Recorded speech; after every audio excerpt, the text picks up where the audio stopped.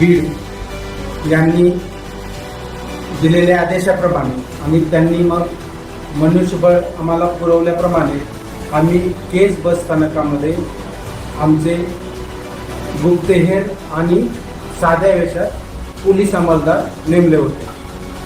कारण केजच्या बसस्टँडवर खूप दिवस वेगवेगळ्या प्रकारच्या चोऱ्या होत होत्या. जे गरीब महिला आहेत, ज्या भोळ्या भाबड्या महिला आहेत, त्यांचं सोनं चोरी वगैरे जात होतं.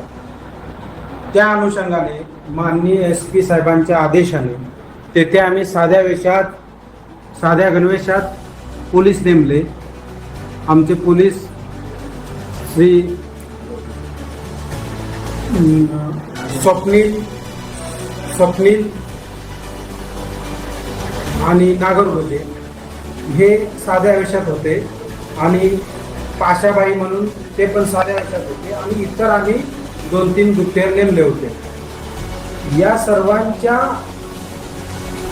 असं निदर्शनास आलेलं आहे की केज बस स्थानकात चोरी होत आहे आणि त्यानुसार त्यांनी गुप्त पाळत ठेवली होती. परंतु आज रोजी अचानक आम्हाला आमच्या जे अंमलदार नेमले होते त्यांना अचानक आरडाओरड झाल्याचा आवाज ऐकू आला. म्हणून ते बस स्थानकाच्या कोपऱ्यात गेले असता त्यांना एक इसम त्यांना सांगत होता की या दोघा इसमांनी मला चाकू लावून माझ्याकडून 2000 रुपये काढून घेतले आहेत. म्हणून त्या इसमांना पळत जात असताना आमच्या अंमलदारांनी आणि पब्लिकच्या मदतीनं ताब्यात घेतलं. तर त्या अंमलदारांना त्यांच्या नाव विचारलं असता त्यांनी पहिल्यांदा नाव गाव सांगण्यास नकार दिला. परंतु पोलिसांनी त्यांना विश्वासात घेऊन नाव पत्ता विचारला असता त्याच्यातील एक आरोपी आहे अंबादास साळोकर, हा बुलढाण्याचा रहिवासी आहे. आणि दुसरा आरोपी आहे अनवर दस्तगीर सय्यद, हा आहे परळीचा राहणारा. आणि तिसरा आरोपी तिथं हमाली करतो तो हबीब शेख, धारूरचा रहिवासी आहे. या 3 आरोपींनी मिळून या जो आमच्याकडं ज्याच्या खिशातून 2000 रुपये काढून घेतले तो अमरजीत धपाटे याच्याकडून पैसे काढून घेतले होते. तर जे आरोपी आम्ही पकडले अंबादास साळोकर, अनवर सय्यद यांची आम्ही चौकशी केली आमच्या CCTVNS प्रणालीला आणि इतर ठिकाणी.